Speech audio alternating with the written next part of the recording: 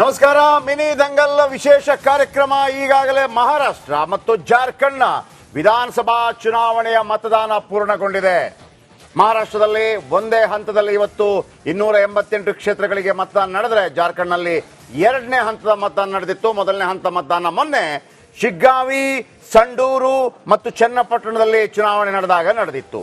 So ಹಾಗಿರುವಾಗ ಎರಡು ರಾಜ್ಯಗಳ ಉಪಚುನಾವಣೆ ಬಹಳ ನಿರೀಕ್ಷೆ ಮೂಡಿಸಿರುವಂಥದ್ದು. ಯಾಕಂದ್ರೆ ಮಹಾರಾಷ್ಟ್ರದಲ್ಲಿ ಆಲ್ರೆಡಿ ಮಹಾಯತಿ ಅಂದ್ರೆ NDA ಮೈತ್ರಿಕೂಟ, ಬಿಜೆಪಿ ನೇತೃತ್ವದ ಅಥವಾ ಶಿವಸೇನೆ ನೇತೃತ್ವದ NCP ನೇತೃತ್ವದ ಮೈತ್ರಿಕೂಟ ಅಧಿಕಾರದಲ್ಲಿದೆ. ಮತ್ತೊಂದು ಕಡೆ ಅದರ ವಿರುದ್ಧ ಮಹಾ ಅಘಾಡಿ ದೊಡ್ಡ ಮಟ್ಟದಲ್ಲಿ ಈ ಬಾರಿ ಚುನಾವಣೆಯನ್ನ ಎದುರಿಸಿದೆ. ಏನಾಗುತ್ತೆ ರಿಸಲ್ಟ್, ಅದರ ಚುನಾವಣೋತ್ತರ ಸಮೀಕ್ಷೆ ಈಗ ನಿಮ್ಮ ಮುಂದೆ. ಜೊತೆಗೆ ಜಾರ್ಖಂಡ್ನಲ್ಲಿ JMM ಜಾರ್ಖಂಡ್ ಮುಕ್ತಿ ಮೋರ್ಚಾ ಅಧಿಕಾರದಲ್ಲಿದೆ, ಅಲ್ಲಿ ಏನಾಗುತ್ತೆ ಅನ್ನುವಂಥದ್ದು. ಇದರ ಜೊತೆಗೆ ರಾಜ್ಯದ 3 ವಿಧಾನಸಭಾ ಕ್ಷೇತ್ರದ ಉಪಚುನಾವಣೆ. ಚನ್ನಪಟ್ಟಣ ಬಹಳ ಕುತೂಹಲ ಮೂಡಿಸಿದೆ. ಶಿಗ್ಗಾವಿ ಬಸವರಾಜ ಬೊಮ್ಮಾಯಿ ಅವರ ಪುತ್ರ ಇರುವ ಕಾರಣಕ್ಕಾಗಿ ಬಹಳ ಕುತೂಹಲ ಮೂಡಿಸಿದೆ. ಮತ್ತೊಂದು ಕಡೆ ತುಕಾರಾಂ ಮತ್ತು ಜನಾರ್ದನ್ ರೆಡ್ಡಿ ಅವರ ನಡುವಿನ ಪೈಪೋಟಿ, ಒಬ್ಬರು ಮಿತ್ರ ಮತ್ತೊಬ್ಬರು ಈ ತುಕಾರಾಂ ಅವರ ಪತ್ನಿ ಅವರ ನಡುವಿನ ಹೋರಾಟ. ಎರಡು ರಾಜ್ಯಗಳ ಚುನಾವಣೆಯಲ್ಲಿ ಯಾರಿಗೆ ಗದ್ದುಗೆ ಮತ್ತು 3 ಉಪಚುನಾವಣೆಯಲ್ಲಿ ಯಾವ ಪಕ್ಷಗಳು ಗೆಲ್ಲತ್ತೆ ಅನ್ನೋದ್ರ ಬಗ್ಗೆ ಹೆಚ್ಚಿನ ಮಾಹಿತಿ ಕೊಡ್ತೀವಿ. ಎಸ್ ಬಾಬು. ಈಗ ಒಂದು ಬ್ರೇಕಿಂಗ್ ಇದೆ, ಆ ಬ್ರೇಕಿಂಗ್ ಅನ್ನ ಮೊದಲಿಗೆ ಗಮನಿಸೋಣ, ಆ ಬಳಿಕ ಚರ್ಚೆಯನ್ನ ಮುಂದುವರಿಸ್ತಾ ಹೋಗೋಣ. ಒಂದು ರಾಜ್ಯ 6 ಪಕ್ಷ ಗದ್ದುಗೆ ಯಾರಿಗೆ? ಮಹಾರಾಷ್ಟ್ರದ ಮೊಹಲ್ ಹೇಗಿದೆ ಗೊತ್ತಾ? 6 ಪಕ್ಷ, ಮಹಾಯುತಿನ, ಮಹಾವಿಕಾಸ್ ಅಘಾಡಿನ. ಮತ್ತೊಂದು ಕಡೆ ಜಾರ್ಖಂಡ್ ಜನರ ದಿಲ್ ಅನ್ನ ಗೆಲ್ಲೋದು ಯಾರು? ಧರ್ಮ ರಾಜಕೀಯ ವರ್ಸಸ್ ಅಭಿವೃದ್ಧಿ ರಾಜಕೀಯ. ಒಂದು ರಾಜ್ಯದಲ್ಲಿ 6 ಪಕ್ಷ ಅಂದ್ರೆ ಇಲ್ಲಿ ಮಹಾರಾಷ್ಟ್ರದಲ್ಲಿ 288 ಕ್ಷೇತ್ರಗಳು. ಅಲ್ಲಿ 6 ಪಕ್ಷಗಳು ಅಂದ್ರೆ ಬಿಜೆಪಿ, ಕಾಂಗ್ರೆಸ್, ಶಿವಸೇನೆ 1+1 2, ಅಜಿತ್ ಪವಾರ್ 1+1, ಇನ್ನೊಂದು ಪಾರ್ಟಿ ಇದೆ AIMIM, ಇನ್ನೊಂದು ಪಾರ್ಟಿ ಇದೆ BSP. ಅವರು ಕೂಡ 234 ಕ್ಷೇತ್ರಗಳಿಗೆ ಡೈರೆಕ್ಟ್ ಫೈಟ್ ಅಲ್ಲಿ, ಅಂದ್ರೆ ಯಾವುದೇ ಪಾರ್ಟಿ ಜೊತೆ ಅವರು ಮಿಂಗಿಲಾಗಿಲ್ಲ, ಡೈರೆಕ್ಟ್ ಆಗಿ ಅದು ಎಸ್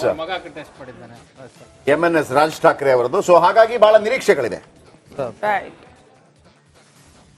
ಹಾಗಾದ್ರೆ ಏನಾಗತ್ತೆ? ಮಹಾರಾಷ್ಟ್ರ ಯಾಕೆ ಮುಖ್ಯ ಆಗತ್ತೆ ಅಂತಂದ್ರೆ, UP ಹಾಗೇನೆ ಅತ್ಯಂತ ಪ್ರಮುಖವಾಗಿರ್ತಕ್ಕಂಥ, ಒಟ್ಟು ದೇಶದ ರಾಜಕಾರಣದಲ್ಲಿ ಅತ್ಯಂತ ಪ್ರಮುಖವಾಗಿರ್ತಕ್ಕಂಥ, ರಾಜಕಾರಣದ ದೃಷ್ಟಿಯಿಂದ ಅತ್ಯಂತ ಪ್ರಮುಖವಾಗಿರ್ತಕ್ಕಂಥ ಕ್ಷೇತ್ರ ಮಹಾರಾಷ್ಟ್ರ. ಹಾಗಾಗಿ ಎರಡಕ್ಕೂ ಕೂಡ, ಕಾಂಗ್ರೆಸ್ ಹಾಗೂ ಬಿಜೆಪಿ ಎರಡೂ ರಾಷ್ಟ್ರೀಯ ಪಕ್ಷಗಳಿಗೂ ಕೂಡ ಮಹಾರಾಷ್ಟ್ರದ ಮೇಲಿನ ಹೋಲ್ಡ್ ಅನ್ನ ಈ ತಮ್ಮ ಬಳಿ ಇರಿಸಿಕೊಳ್ಳೋದು ಬಹಳ ಬಹಳ ಮುಖ್ಯ ಆಗುತ್ತೆ.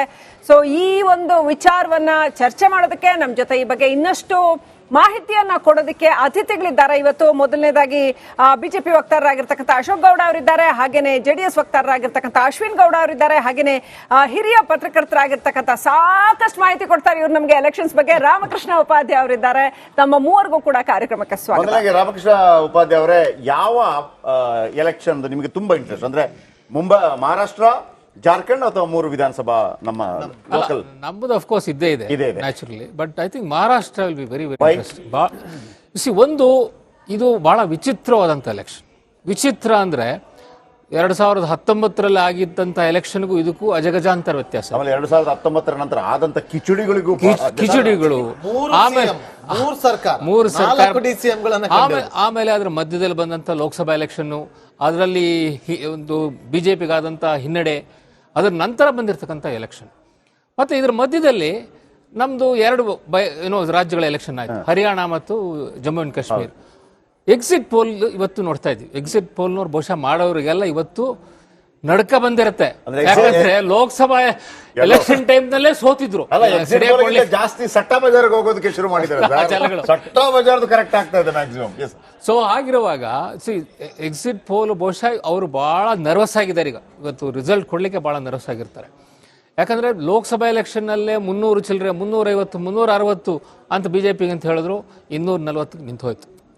ಆಮೇಲೆ ಹರಿಯಾಣ ಎಲೆಕ್ಷನ್ ಕಾಂಗ್ರೆಸ್ ಗೆಲ್ಲುತ್ತೆ ನೋಡಿ, ಜಿಲೇಬಿ ಪಾರ್ಟಿ ಗೆದ್ದು ಬಿಡುತ್ತೆ ಅಂತ ಹೇಳಿ ಅವರಿಗೆ ಫುಲ್ ಮೆಜಾರಿಟಿ. ಯಾವುದೇ ಒಂದು ಎಕ್ಸಿಟ್ ಪೋಲ್ ಕೂಡ BJP ಅಲ್ಲಿ ಗೆಲ್ತಾ ಇದೆ ಅಂತ ಹೇಳಿಲ್ಲ. ಆದರೆ ಅಲ್ಲಿ ಒಂದು ರೀತಿಯ ಮಿರಕಲ್ ಆಯಿತು, BJP ಪೂರ್ಣ ಬಹುಮತದಿಂದ ಅಧಿಕಾರಕ್ಕೆ ಬಂದಿದೆ. ಅದರ ನಂತರ ಒಂದು ರೀತಿಯ ಕನ್ಫ್ಯೂಷನ್ ಕ್ರಿಯೇಟ್ ಆಗಿರುತ್ತೆ. ಅವ್ರು ಈಗ ಎಕ್ಸಿಟ್ ಪೋಲ್ ಮಾಡ್ತಕ್ಕಂಥವ್ರು ಯಾವ ಸ್ಟ್ರಾಟಜಿ ಅಡಾಪ್ಟ್ ಮಾಡಿದ್ದಾರೆ ಅಂತ ತಿಳ್ಕೋಬೇಕು. ಐ ಥಿಂಕ್ ಅವ್ರು ಕೆಲವರು ಎಕ್ಸ್ಪ್ಲನೇಷನ್ ಕೊಡ್ತಾರೆ, ಅದೇನು ಕೊಡ್ತಾರೆ ನೋಡೋಣ. ಸೊ ಈ ಎಲ್ಲ ದೃಷ್ಟಿಯಿಂದ Maharashtra is the most important ನನಗನ್ಸುತ್ತೆ. ಮಹಾರಾಷ್ಟ್ರ ದೊಡ್ಡ ರಾಜ್ಯ ಒಂದು ಮತ್ತು ಬಹಳ ಕ್ರೂಷಿಯಲ್ ರಾಜ್ಯ. ನಿಮಗೆ it's a financial capital of the country. ಜೊತೆಗೆ ಸರ್ ಇನ್ನೊಂದು, ಇಡೀ ದೇಶದ ಮತದಾರರ 10% ಅಲ್ಲಿದ್ದಾರೆ. ಹೌದು, 9,40,00,000 10%. ಪ್ಲೀಸ್ 48 ಲೋಕಸಭಾ ಸೀಟ್ ಇರ್ತಕ್ಕಂಥ ಜಾಗ. ಮತ್ತೆ ಫೈನಾನ್ಷಿಯಲ್ ಕ್ಯಾಪಿಟಲ್ ಬಹಳ ಇಂಪಾರ್ಟೆಂಟು. ಅಲ್ಲಿ ಒಂದು ಸರ್ಕಾರ, ಲೋಕಲ್ ಸರ್ಕಾರ ಬಹಳ ಇಂಪಾರ್ಟೆಂಟು. ಆ್ಯಕ್ಚುಲಿ 2019ನಲ್ಲಿ ಶಿವಸೇನೆ BJPಗೆ ಮಾಡಿದಂತಹ ಒಂದು ದ್ರೋಹ ಇದೆಯಲ್ಲ, 2019 ಎಲೆಕ್ಷನ್ನು BJP ಮತ್ತು ಶಿವಸೇನೆ ಇಬ್ರು ಸೇರಿ ಗೆದ್ದಂತ ಎಲೆಕ್ಷನ್, ಅದು ಅಸೆಂಬ್ಲಿ ಎಲೆಕ್ಷನ್. ಆದ್ರೆ ಉದ್ಧವ್ ಠಾಕ್ರೆ, ನಾನು ಅವನು ಉದ್ಭವ ಠಾಕ್ರೆ ಅಂತ ಕರೀತೇನೆ, ಯಾಕಂದ್ರೆ ಇದ್ದಕ್ಕಿದ್ದಂಗೆ ಉದ್ಭವ ಆಗ್ಬಿಟ್ಟ, ಚೀಫ್ ಮಿನಿಸ್ಟರ್ ಆಗಬೇಕು ಅಂತೇಳಿ ಹೊರಟು BJP ಬಂದಿರತಕ್ಕಂಥದ್ದು 56 ಸೀಟ್ ಅಷ್ಟೇ. ಆದ್ರೆ ಕಾಂಗ್ರೆಸ್ ಮತ್ತು NCP ಜೊತೆ ಸೇರಿ ಸರ್ಕಾರ ಮಾಡ್ತಾರೆ. ಅದು ಕೂಡ ಚುನಾವಣಾ ಪೂರ್ವ ಅಂಡ್ ಅದು ನೋಡಿ, ಇಲ್ಲಿ ಕರ್ನಾಟಕದಾದ್ರೆ BJP ಮತ್ತು ಕಾಂಗ್ರೆಸ್ಗೆ ನಿಮಗೊಂದು ಅವಕಾಶಗಳಿದೆ, ಯಾಕಂದ್ರೆ ಚುನಾವಣೋತ್ತರ ನಿಮ್ಮ ಹೊಂದಾಣಿಕೆ ಆಗಿದ್ದು ಅಂತೇಳಿ. ಅಲ್ಲ, ಹಂಗಲ್ಲ. ಆಮೇಲೆ ಹಿಂದೆ ಕೂಡ ಅವರು ಜೊತೆಯಾಗಿ ಸರ್ಕಾರ ಮಾಡಿದ್ದಾರೆ.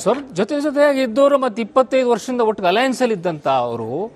ಅಂಡ್ ಶಿವಸೇನೆಗೆ ಯಾವ ಮಾರಲ್ ಇದ್ದಿತ್ತು ಕಾಂಗ್ರೆಸ್ ಜೊತೆಗೆ ಹೋಗಿ, ಅದರಲ್ಲೂ ನಾವು BJPಗಿಂತ ಕಟ್ಟ ಹಿಂದೂವಾದಿಗಳು ಅಂತ ಹೇಳ್ಕೊಂಡವರು, ಆ ರಾಮ ಜನ್ಮಭೂಮಿ ಇದರಲ್ಲಿ ನಮ್ಮ ಪಾಲು ತುಂಬಾ ಇತ್ತು ಅಂತ ಹೇಳ್ಕೊಂಡವರು, ಇಂಥವ್ರು ಕಾಂಗ್ರೆಸ್ ಜೊತೆಗೆ ಸೇರ್ತಾರೆ.